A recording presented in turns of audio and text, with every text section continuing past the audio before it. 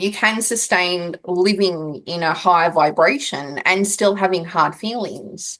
But I think I sort of stabilized instead of being really, really high. I sort of stabilized into a space where, again, it's like you don't want the peaks and troughs. You don't want the super, super highs, because I can guarantee you there's the super, super lows. Like everything is in balance. So I remember that being part of the journey as well. Like you'd have these elated, blissful experiences, and then you'd be like, oh, where's all the jewels? Where's all the bells and whistles? Where did it go? And then there's the disappointment in the journey because you're expecting the high, and then it didn't follow through because it just does this. And so after a while, what I realized was that life started to just go like this. There was more contentment, there was more peace. And again, instead of having big reactions to things, there was just like, oh, well, this is really interesting. What are we going to do with this? And again, like still creating space for the hard feelings, but I wasn't getting knocked over. I can still have emotional responses as well, but you recover. The recovery time is so much faster. Your ability to go from, wow, that really hurt, to I forgive you.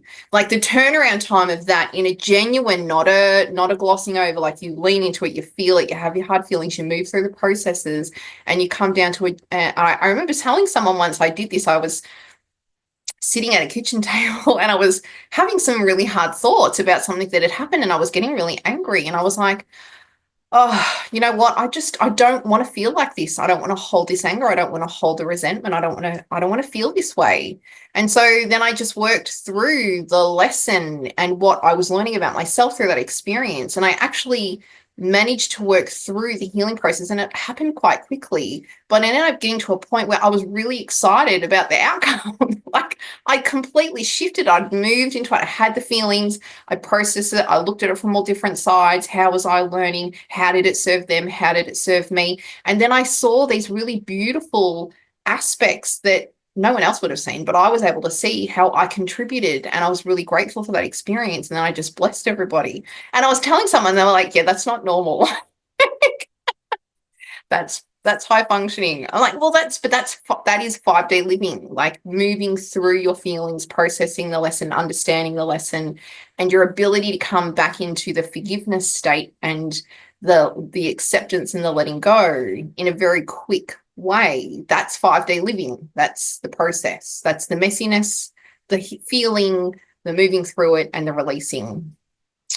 Yeah, so a couple of other delusions that I wanted to mention around 5D, moving into 5D, is that when it takes time, it doesn't happen overnight. It's not like you're going to wake up the next morning and go, bing, oh, wow, I am God and everything is amazing.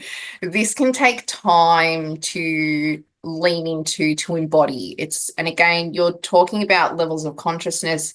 You are managing your ego into a different state, and your ego can kick and scream the whole way. So it can take time, consistency, and effort in aligning to the new truth, whatever that is for you, whatever you want to align to. But yeah, consistent effort, I do want to say, is one of the biggest things. Constantly being aware of yourself and what you're thinking, feeling. What are the beliefs that are coming up that you're projecting or leaning into or aligning to?